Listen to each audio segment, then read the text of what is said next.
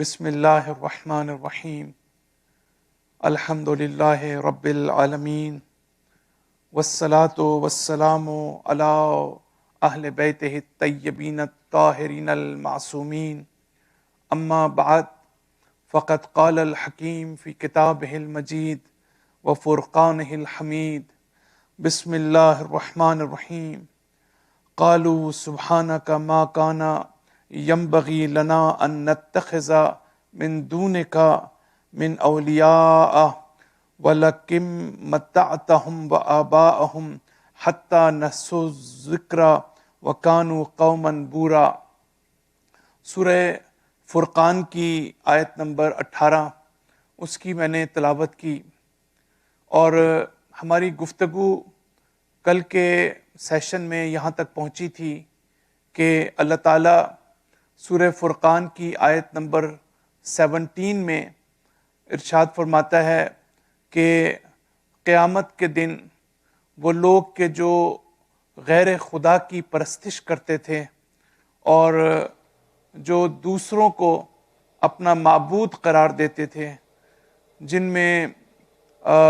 بتوں کی پرستش کرنا ہے، ملائکہ کی پرستش کرنا ہے،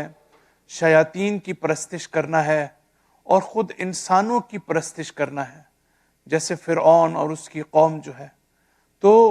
اللہ تعالیٰ کہتا ہے کہ میں ان جھوٹے معبودوں کو کہ جن کی تم پرستش کرتے تھے، جن کی تم عبادت کرتے تھے، میں قیامت کے دن ان کو جو ہے وہ آمنے سامنے کروں گا، اور میں ان سے سوال کروں گا کہ تمہیں کس نے گمراہ کیا تھا۔ اس لیے کہ جو لوگ گمراہی کا شکار ہوئے اور جنہوں نے جو مس گائیڈ ہوئے، تو بیسیکلی وہ لوگ تھے کہ جو قیامت میں اللہ تعالیٰ سے یہ کہیں گے کہ اگر آج ہم گمراہ ہوئے ہیں تو ہماری گمراہی کا سبب یہ ہے کہ جنہوں نے ہمیں گمراہ کیا اور ہم نے ان کی عبادت کی، ہم نے ان کی پرستش کی، چاہے وہ شیاطین ہوں، چاہے وہ جنات ہوں، چاہے وہ ملائکہ ہوں، اور یہ کہنے کی کوشش کی جائے گی کہ انہوں نے ہمیں جو ہے وہ گمراہ کیا۔ تو اس لحاظ سے ہم نے کل بعض اہم باتوں کی طرف اشارہ کیا، اور وہ یہ کہ 3 قسم کے جو گروپس ہیں اللہ تعالیٰ ان کو آمنے سامنے قیامت میں لے کے آئے گا۔ ایک وہ کہ جو جھوٹے معبود اور ان کی جو پرستش کرنے والے ہیں، ان کی عبادت کرنے والے ہیں، اور ایک وہ کہ جس میں خود ابلیس ہوگا اور شیطان ہوگا، اور شیطان کے پیروکار جب اللہ تعالیٰ ان سے حساب کتاب لے گا تو وہ یہ کہیں گے کہ خدایا پروردگارہ، اس شیطان نے جو ہے ہم کو گمراہ کیا تھا، لہٰذا ہم گمراہی کا شکار ہو گئے۔ اور تیسرا گروپ وہ ہوگا جو مستکبرین اور مستضعفین کا گروپ ہوگا، وہ لوگ کہ جو معاشرے میں کسی حد تک سپریس ہو جاتے ہیں، اور انہیں جو ہے وہ جو بڑی طاقتیں ہوتی ہیں وہ ان کو اپنا غلام بنا لیتی ہیں۔ لیکن جو بڑی دلچسپ بات ہے وہ یہ ہے کہ قرآن نے کسی بھی جگہ پر ان تینوں قسم کے افراد کی جو دلیل ہے اور ان کا جو ایکسکیوز ہے، اس کو قرآن نے ایکسیپٹ نہیں کیا، قرآن نے اس کو قبول نہیں کیا۔ اس لیے پہلے اللہ تعالیٰ ان جھوٹے معبودوں سے پوچھے گا کہ یہ کہتے ہیں کہ تم نے ان کو گمراہ کیا، کیا تم نے ان کو گمراہ کیا ہے؟ اور پھر ابلیس سے پوچھے گا تو شیطان یہ کہے گا کہ میرا تو ان کے اوپر کوئی تسلط نہیں تھا، میرا تو ان کے اوپر کوئی ہولڈ نہیں تھا، بلکہ میں تو صرف انہیں جو ہے انوائٹ کرتا تھا، میں صرف ان کو دعوت دیتا تھا، لیکن اس پر لبیک یہ خود کہتے تھے، اس دعوت کو قبول یہ خود کرتے تھے۔ لہٰذا شیطان ان لوگوں سے کہے گا کہ تم مجھے ملامت نہ کرو، مجھے کنڈیم نہ کرو، لا تلومونی، بلکہ تم اپنے نفس کو ملامت کرو، تم اپنے نفس کو جو ہے وہ کنڈیم کرو، اس لیے کہ بنیادی طور پر تمہارا نفس ہی سب سے بڑا شیطان تھا کہ جس نے تمہیں گمراہ کیا. تو اللہ تعالیٰ یہاں پر بھی جو ہے اس ایکسکیوز کو جو ان لوگوں کی طرف سے دیا جا رہا ہوگا کہ شیطان نے ہمیں گمراہ کیا. تو آپ یہ دیکھیں آج کل بھی ہمارے ہاں بھی ایسا ہوتا ہے کہ ہم جو ہے اپنے گناہوں کو ہم شیطان کے اوپر بہت جلدی ڈال دیتے ہیں کہ ہمیں شیطان نے گمراہ کیا، ہمیں ابلیس نے گمراہ کیا. لیکن کوئی بھی ہمیں براہ راست گمراہ نہیں کر سکتا، کوئی بھی ہمیں براہ راست مس گائیڈ نہیں کر سکتا. اگر شیطان بھی کسی کو گمراہ کرتا ہے تو وہ اس کے نفس امارہ کے ذریعے سے، اس کے نفس کے ذریعے سے گمراہ کرتا ہے. براہ راست کسی پر یہ نہیں ہو سکتا کہ کوئی ایسا شیطان ہے جیسے کہ وہ آپ کے نفس کو بائی پاس کر کے آپ کو گمراہ کر دے، بلکہ آپ کے اندر پہلے اس کی ایک ریڈینس ہوتی ہے، اس کی آمادگی ہوتی ہے، اس کی آپ کے اندر ایک ٹینڈنسی ہوتی ہے کسی غلط کام کو کرنے کی. تو اس کے بعد شیطان کو اور شیاطین کو اور گمراہ کرنے والے جو لوگ ہیں ان کو پھر یہ موقع ملتا ہے، ان کے لیے اپرچونٹی پرووائڈ ہوتی ہے کہ وہ جو ہے ہم کو گمراہ کر سکیں. اور تیسرے وہ ہیں کہ جو کہتے ہیں کہ یہ جو اپنی قوم کے سردار تھے، یہ جو بادشاہ تھے، یہ جو ظالم اور جابر حکمران تھے، انہوں نے ہمیں گمراہ کیا. تو اللہ تعالیٰ کسی بھی جگہ پر یہ جو عام لوگ ہوتے ہیں نا، ان کے پاس یہ سمجھتے ہیں کہ ہمارا ایکسکیوز قبول کر لیا جائے گا. ان کے پاس کوئی عذر نہیں ہوتا. اگر یہ کسی لیڈر کو اپنا رول ماڈل بناتے ہیں تو گمراہ یہ اپنے آپ کو خود کرتے ہیں. لہذا اس جگہ پر بھی یہ جو چاہے ملائکہ ہوں، چاہے جنات ہوں، چاہے شیاطین ہوں، اور جس کی بھی یہ عبادت کرتے تھے، تو کہیں گے کہ پروردگارا ہم نے تو خود ہمیشہ تیری عبادت کی ہے، ہم نے تو خود کسی اور کو تیرے سوا اپنا گارڈین نہیں بنایا ہے، تو یہ کیسے ممکن ہے کہ ہم ان کو گمراہ کر دیں گے. تو اس لحاظ سے جو ہے ہمیں یہ چیز نظر آتی ہے کہ قرآن مجید کی اس آیت کے اندر پھر ہم یہ دیکھتے ہیں کہ قرآن ہی کہتا ہے کہ قالوا سبحانک ما کان ینبغی لنا ان نتخذ. تو یہ تین گروپ جو ہیں. اس کے بعد ہمارے پاس قرآن کی ایک اور آیت بھی ہے، سورہ توبہ آیت نمبر 31، اتخذوا احبارہم ورہبانہم اربابا من دون اللہ، کہ اپنے جو ربائز ہیں اور جو پریسٹ ہیں ان کو انہوں نے رب بنا دیا تھا. اور وہاں پر بھی جب امام علیہ السلام سے پوچھا گیا کہ عیسائیوں نے آ کے کہا، یہودیوں نے آ کے کہا کہ ہم تو اپنے علماء کی پرستش نہیں کرتے تھے، ہم تو ان کی عبادت نہیں کرتے تھے، تو امام نے کہا کہ جب وہ تمہیں کوئی بات کہتے تھے وہ حلال کو حرام، حرام کو حلال کرتے تھے، اور تم ان کی ہر بات مانتے چلے جاتے تھے. بالکل اسی طرح جیسے ہمارے ہاں پیری اور مریدی ہے، اور ہمارے ہاں جو ہے ہماری اٹیچمنٹ ہو جاتی ہے کسی کے ساتھ، پھر وہ صحیح ہو یا غلط ہو ہم اس کی بات جو ہے وہ مانتے چلے جاتے ہیں. تو اللہ تعالیٰ یہاں پر اسی بات کی طرف اشارہ کرتا ہے کہ جب آپ غیر مشروط طور پر انکنڈیشنلی جو ہے اپنی عقل کو، اپنی فکر کو جو ہے استعمال نہ کریں آپ، اور چیزوں میں آپ غور و فکر نہ ہو، آپ کا جو تھنکنگ ایبیلٹی ہے وہ آپ اس کو یوز نہ کریں، تو پھر آپ کے پاس کوئی ایکسکیوز نہیں ہے قیامت کے دن. تو یہ بہت بڑا میسج ہے قرآن مجید کا کہ اس کو جتنا بھی غور سے سمجھا جائے میں سمجھتا ہوں وہ کم ہے، کیونکہ آج کے جو حالات ہیں اس سے بہت زیادہ یہ ریلیونٹ ہے اور ریلیٹڈ ہے کہ ہر سطح کے اوپر یہ مسئلہ موجود ہے. تو کسی بھی جگہ پر ہمیں یہ اجازت نہیں ہے کہ ہم فلی اپنے آپ کو کسی کے سامنے سرنڈر کر دیں. بلکہ ہمیں اپنی آنکھیں کھلی رکھنے کے لیے کہا ہے. ہمیں جو ہے وہ تحقیق کے ساتھ زندگی میں چلنے کے لیے کہا گیا ہے، اور ہماری زندگی کو ریسرچ اورینٹڈ جو ہے وہ ہونا چاہیے. تو یہ قرآن مجید کا میسج جو ہے وہ اس سلسلے میں اہم ہے. تو قیامت کے اندر جو ہے وہ دو قسم کی عدالتیں لگیں گی، یعنی دو مختلف لیولز ہوں گے. اس مسئلے کو بھی سمجھنے کی ضرورت ہے کہ جو ہم اس آیت سے سمجھتے ہیں. ایک تو یہ کہ اللہ تعالیٰ پہلے اس بات کا فیصلہ کرے گا کہ آیا کوئی شخص جو ہے وہ گمراہ ہے یا نہیں ہے، کیا وہ مس گائیڈڈ ہے یا نہیں ہے. تو پہلے تو اس بات کا فیصلہ ہوگا. اگرچہ انسان کے ہاتھ میں جو نامہ اعمال رکھا جائے گا، انسان اپنے عمل کو دیکھ کر خود اس کو وہاں پر سمجھ آ جائے گی کہ وہ جو ہے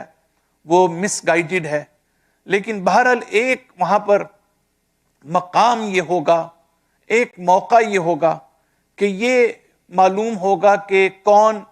جو ہے ہدایت یافتہ ہے اور کون جو ہے وہ ضلالت و گمراہی کا شکار ہوا ہے. اور دوسری سٹیج اور دوسرا لیول یہ ہوگا کہ کس نے آپ کو گمراہ کیا ہے، کون ہے کہ جس نے اہم رول پلے کیا ہے آپ کو گمراہ کرنے کے اندر. تو اس کا مطلب یہ ہوا کہ یہ مسئلہ بھی قیامت کے دن بہت امپورٹنٹ ہوگا.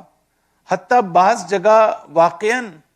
ہو سکتا ہے کہ سرکمسٹانسز ایسے ہوں جہاں واقعاً آپ کا اور ہمارا قصور نہ ہو، اور حالات ایسے ہوں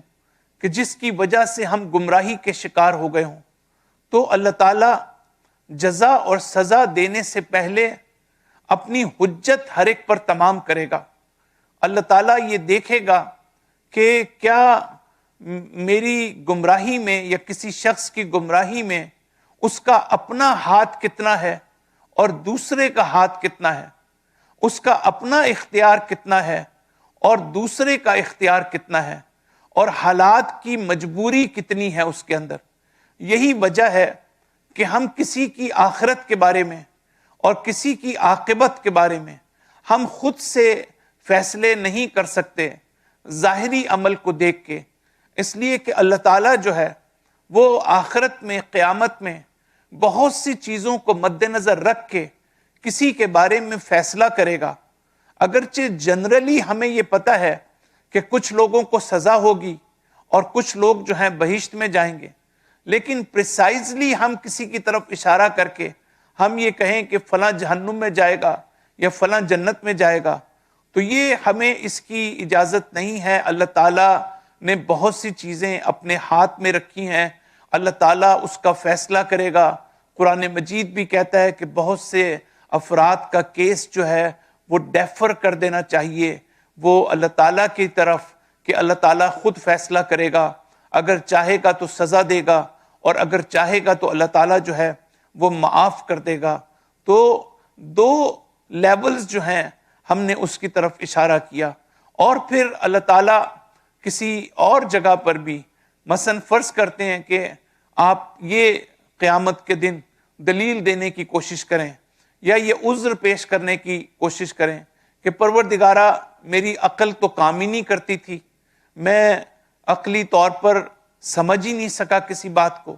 تو انسان کی عقل کیوں نہیں کام کرتی تھی، اس پر بھی انسان کے لیے اللہ تعالیٰ سوال کرے گا کہ کیا وجہ ہے کہ تم نے اپنی عقل کو استعمال نہیں کیا، کیا وجہ ہے کہ تم نے اپنی زندگی میں جو ہے عقل و دانش کے ساتھ فیصلے کرنے کی کوشش نہیں کی. تو صرف یہ انسان کو بچانے کے لیے کافی نہیں ہے کہ میری عقل کام نہیں کرتی تھی، یہ بھی بہت امپورٹنٹ ہے کہ انسان جو ہے اپنی عقل کو استعمال کرے اور اس کو جو ہے انبیاء کے آنے کا مقصد لِيَثِيرُ دَفَائِنَ الْعُقُولِ، مولا کائنات نہج البلاغہ کے پہلے خطبے میں انبیاء کی بعثت کے مقاصد کی طرف اشارہ کر کے فرماتے ہیں کہ انبیاء کو اللہ تعالیٰ نے اس لیے بھیجا تھا کہ وہ لوگوں کو ان کی فطرت کی طرف واپس لوٹا سکیں،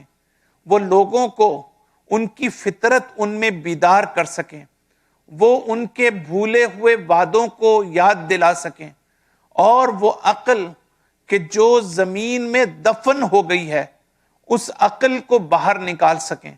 یعنی ہم نے اپنی عقل کو اگر دفن کر دیا ہے اور ہم اپنی عقل کو استعمال نہیں کرتے ہیں، تو انبیاء کے آنے کا مقصد یہ ہے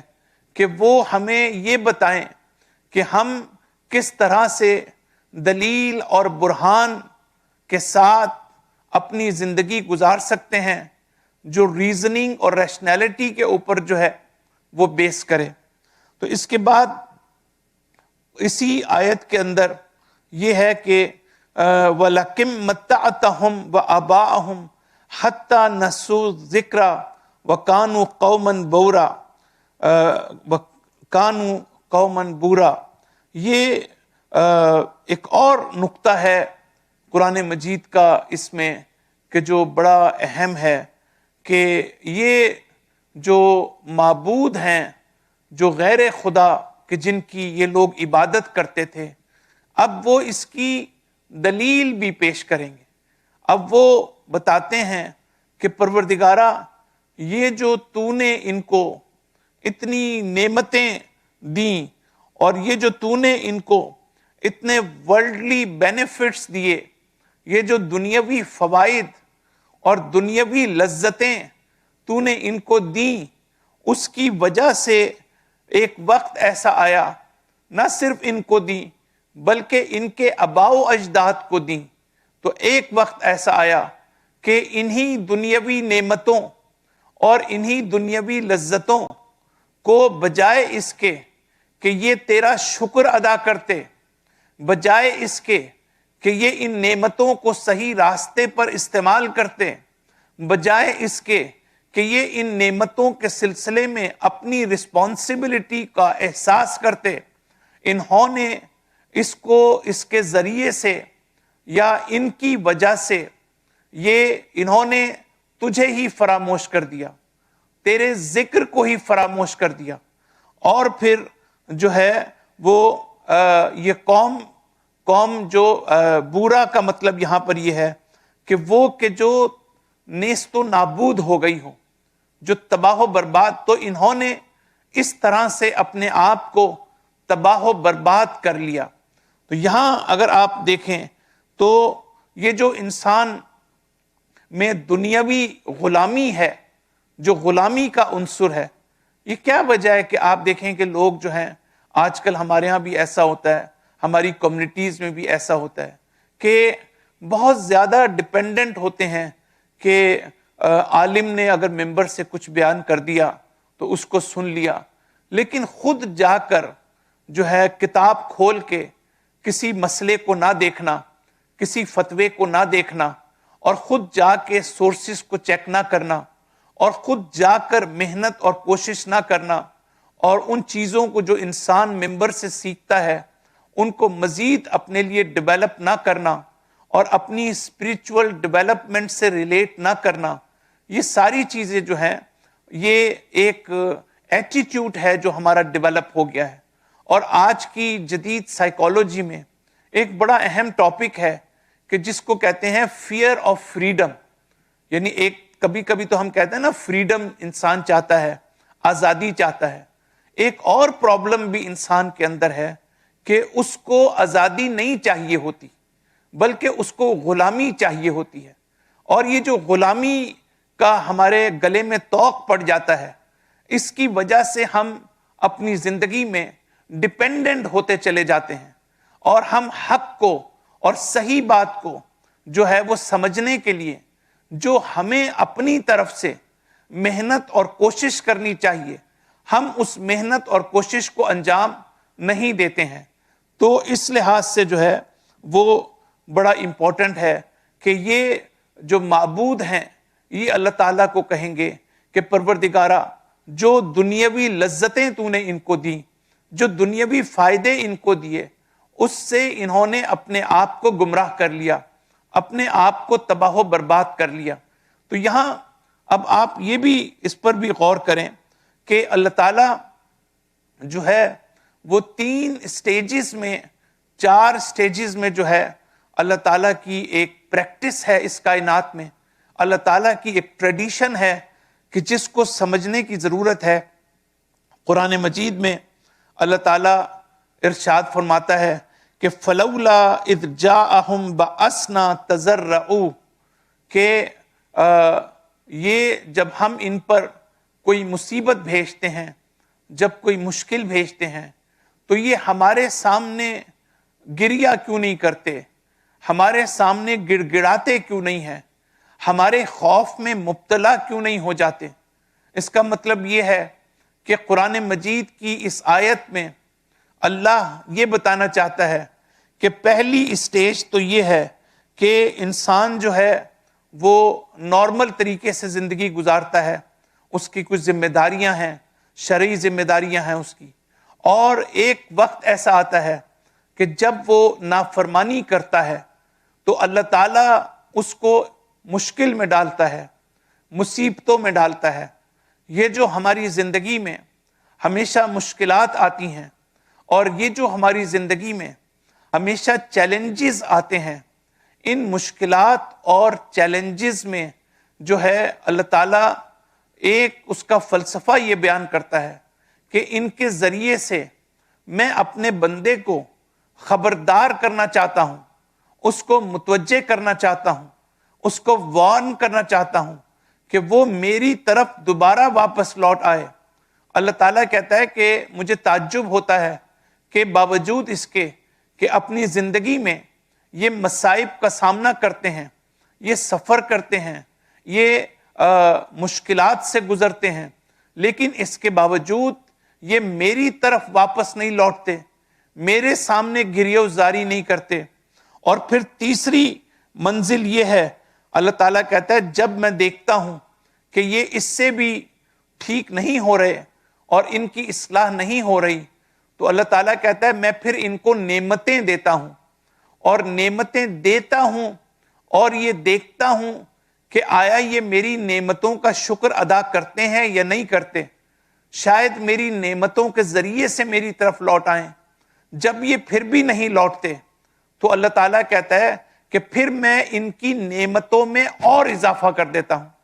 اور ان کو دنیاوی فائدے پہنچاتا ہوں۔ اور پھر اللہ تعالیٰ کہتا ہے وَفَتَحْنَا عَلَيْهِمْ أَبْوَابَ كُلِّ شَيْءٍ حَتَّى إِذَا فَرِحُوا بِمَا أُوتُوا أَخَذْنَاهُمْ، کہ جب اس کے بعد ہم تمام جو ہے ہر چیز کے نعمتوں کے جو دروازے ہیں اس کے اوپر، اس شخص کے اوپر ہم کھول دیتے ہیں، اور اس کے بعد جب یہ مغرور ہو جاتا ہے، جب یہ اس کی اصل حقیقت سامنے آتی ہے، تو پھر ہم اس کو سیز کر دیتے ہیں، پھر ہم اس کو دبوچ لیتے ہیں،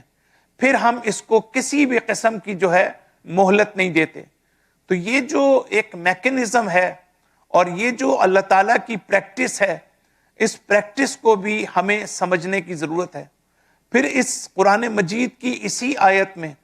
ایک اور مقام پر، اسی جگہ پر اینڈ میں جب یہ کہا کہ قومن بورا کانو قومن بورا، کہ یہ وہ قوم ہے کہ جس نے اپنے آپ کو روئن کر لیا، جس نے اپنے آپ کو تباہ کر لیا۔ تو اب آپ دیکھیں کہ قرآن مجید کی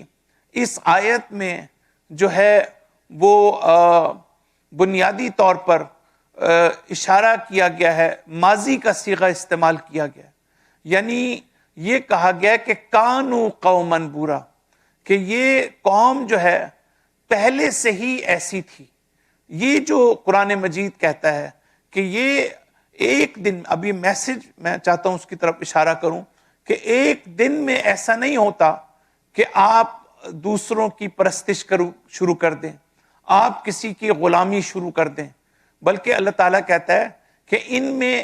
اس کی پہلے سے ہی انگریڈینٹس ان کے اندر جو ہیں وہ ڈیولپ ہونا شروع ہو گئے تھے، یہ پہلے سے ہی اپنے آپ کو تیار کر رہے تھے کہ اس مقام تک پہنچ جائیں۔ تو گویا اللہ تعالیٰ یہ بتانا چاہتا ہے کہ ایک دن میں انسان جو ہے اس کو، جیسے قرآن کہتے ہیں نا قست قلوبہم، کہ ان کے دل جو ہیں وہ ہارڈ ہو گئے، ہارش ہو گئے. یہ جو ہارڈ ہارٹیڈنیس ہے اور ہارش ہارٹیڈنیس ہے، اللہ تعالیٰ کہتا ہے یہ ایک دن میں نہیں آتا. پہلے انسان جو ہے وہ مکروہات کو انجام دیتا ہے، پھر انسان جو ہے وہ چھوٹے چھوٹے گناہ کرتا ہے، پھر انسان جو ہے وہ بڑے گناہ کرتا ہے. تو آہستہ آہستہ انسان جو ہے وہ بڑے گناہ کی طرف جو ہے وہ کھنچتا چلا جاتا ہے. اسی بات کی طرف اللہ تعالیٰ قرآن مجید کی اس آیت کے آخر میں ارشاد فرماتا ہے کہ یہ پہلے سے ہی ان کے اندر یہ آمادگی پیدا ہونا شروع ہو گئی تھی. تو اس کا مطلب یہ ہوا ہمارے لیے یہ میسج ہے کہ یہ جو ہمارے ہاں ایک ایڈکشن کا پہلو پایا جاتا ہے، اور ایڈکشن کسی بھی چیز کی ہو سکتی ہے. ایڈکشن کا مطلب ضروری نہیں کہ کسی کو سبسٹنس ابیوز کا مسئلہ ہے یا ہیروئن کا مسئلہ ہے یا وہ جو ہے وہ ڈرنکنگ کا ایشو ہے، بلکہ ایڈکشن کسی بھی چیز کی ہو سکتی ہے. ہو سکتا ہے ہمیں یہ ایڈکٹڈ ہو جائیں کہ ہم ہر وقت ٹی وی دیکھنا شروع کر دیں، ہم ہر وقت ڈرامے دیکھتے رہیں. ہو سکتا ہے ہمارے اندر یہ ایڈکشن پیدا ہو جائے کہ ہم ہر وقت سوشل میڈیا جو ہے اس کے ساتھ اپنے آپ کو اٹیچ رکھیں. جیسے ہماری جو نئی نسل ہے ہر وقت جو ہے سوشل میڈیا اور پھر چیٹ کرنا اور میسیجنگ اور ٹیکسٹنگ کرنا، تو یہ ساری چیزیں جو ہیں وہ ایڈکشن کے اندر آتی ہیں. اور ایڈکشن جو ہے وہ کسی بھی چیز کی کیوں نہ ہو، وہ چیز انسان کے لیے خطرناک ہوتی ہے، اور وہ چیز انسان کو اس کے اپنے مقصد سے دور کر دیتی ہے، اس کے اپنے ہدف سے دور کر دیتی ہے. تو اس لحاظ سے ہم یہ دیکھتے ہیں کہ قرآن مجید ہمیں یہ میسج دیتا ہے کہ انسان کو اسی وقت اپنے اوپر کنٹرول کرنا چاہیے اور آگاہی اور بیداری کے ساتھ اپنی طرف متوجہ رہنا چاہیے کہ اگر میں کسی چیز کی طرف جو ہے اٹریکٹ ہو رہا ہوں، اگر میرے اندر کسی چیز کی طرف جو ہے اس میں محبت پیدا ہو رہی ہے یا میں اٹیچ ہو رہا ہوں کسی چیز سے، تو بڑا ضروری ہے کہ انسان اپنے آپ کو ڈس ایسوسیٹ کرنا بھی سیکھے، اپنے آپ کو ڈیٹیچ کرنا بھی سیکھے، اپنے آپ کو جو ہے ایسی چیزوں سے جدا کرنے کی طاقت بھی ہو قبل اس کے کہ اس کا اختیار اس کے ہاتھ سے جو ہے وہ چلا جائے. تو یہ قرآن مجید کا میسج ہے کہ جو ہم اس میں دیکھتے ہیں. پھر اللہ تعالیٰ فرماتا ہے کہ سورہ فرقان کی آیت نمبر 20 کے اندر وَمَا أَرْسَلْنَاكَ مِنَ الْمُرْسَلِينَ إِلَّا إِنَّهُمْ لَيَأْكُلُونَ الطَّعَامَ وَيَمْشُونَ فِي الْأَسْوَاقِ. پھر اسی بات کی طرف اشارہ اور انہی مشرکین کے اور کفار کے اعتراضات کی طرف کہ ہم نے جو ہے وہ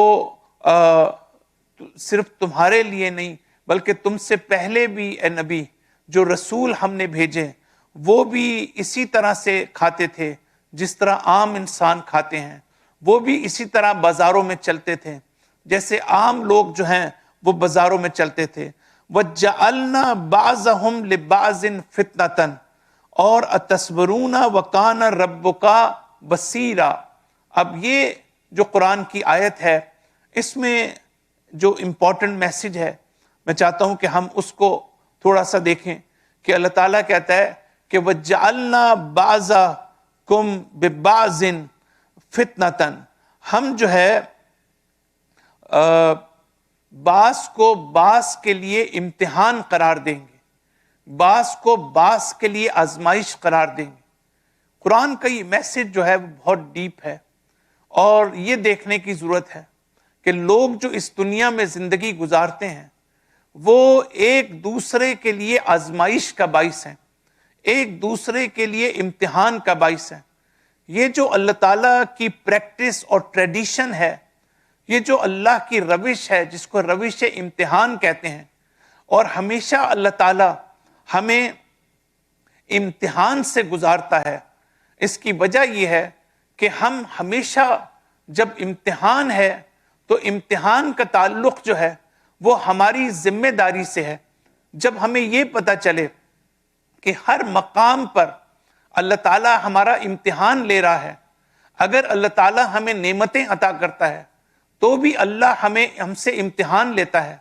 اور اگر اللہ تعالیٰ جو ہے ہمیں مصیبت میں مبتلا کرتا ہے تو تب بھی اللہ تعالیٰ جو ہے ہمارا امتحان لیتا ہے۔ تو جو امتحان کا جو کنسیپٹ ہے وہ اس لحاظ سے ہماری مدد کرتا ہے کہ ہمیں ہر وقت اس بات کی طرف متوجہ رکھتا ہے کہ ہم جو ہے اپنی رسپانسبلٹی کو فراموش نہ کریں، ہم جو ہے اپنی ذمہ داری کو نہ بھولیں کہ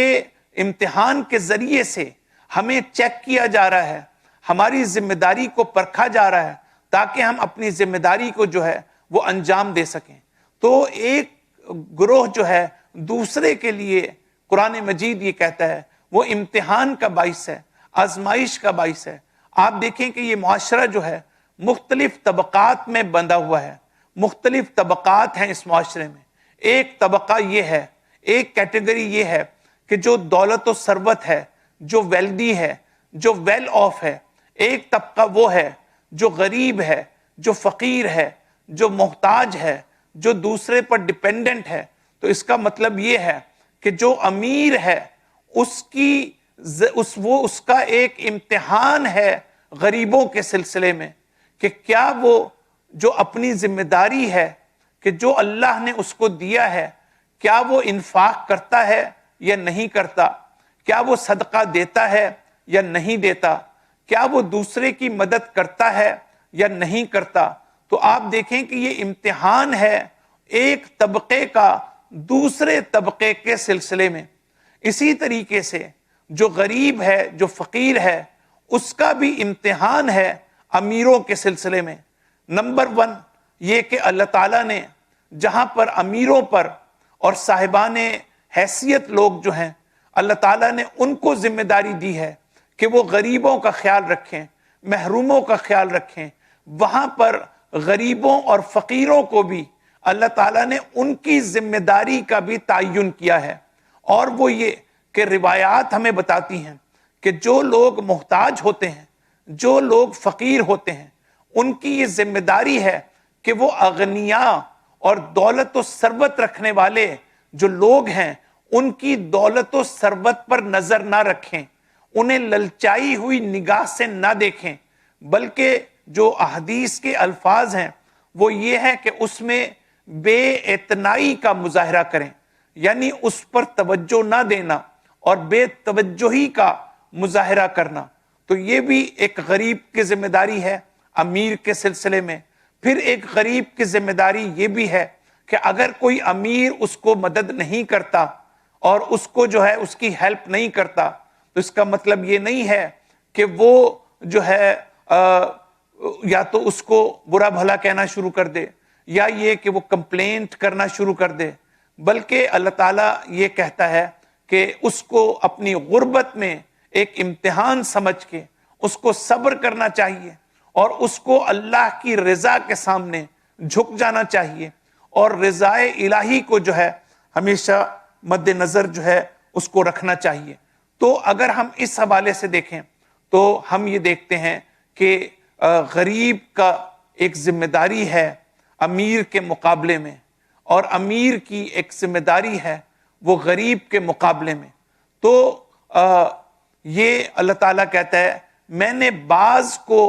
بعض کے لیے جو ہے وہ امتحان قرار دیا ہے۔ ایک شخص ہے جو معاشرے میں جو صاحب حیثیت ہے، جس کے پاس مقام ہے، جس کے پاس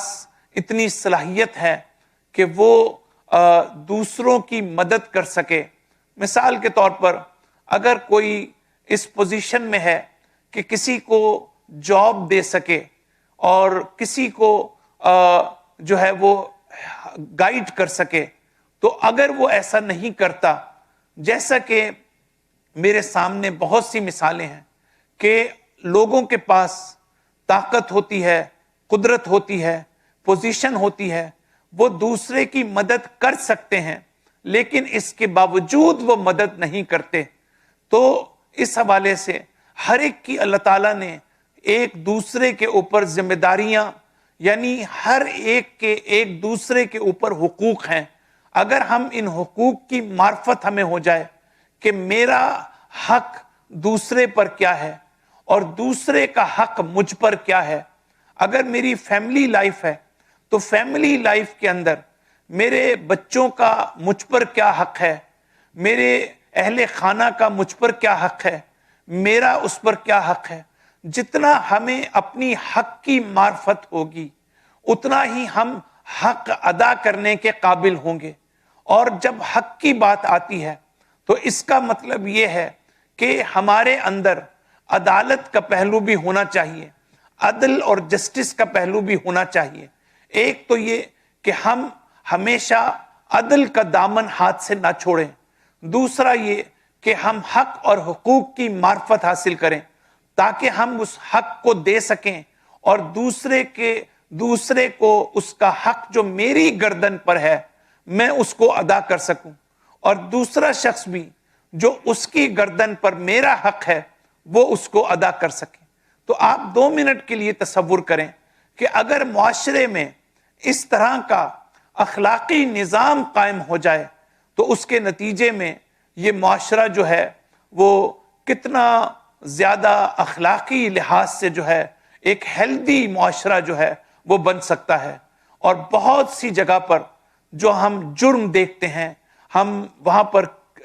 کرمنل ایکٹیویٹیز دیکھتے ہیں, وہاں پر دھوکہ اور فریب دیکھتے ہیں, ایک دوسرے کو اذیت کرتے ہیں, ایک دوسرے کو ہرٹ کرتے ہیں, ایک دوسرے کے لیے ہارمفل بنتے ہیں. یہ سارا اس لیے ہے کہ ہم ایک دوسرے کے حق کو نہیں پہچانتے اور ہم جو ہے وہ عدل و انصاف کے ساتھ ہم زندگی نہیں گزارتے. تو اس لحاظ سے جو ہے وہ قرآن یہ کہتا ہے کہ لوگوں کی ایک دوسرے پر ذمہ داریاں ہیں اور ایک دوسرے پر حقوق ہیں. مولا کائنات علی ابن ابی طالب کی زندگی اس سلسلے میں ہمارے لیے نمونہ عمل ہے کہ کس طریقے سے وہ ایک رہبر بننے کے باوجود, خلیفہ بننے کے باوجود ان کو یہ کتنا اہم تھا ان کے لیے کہ جو رعایا اور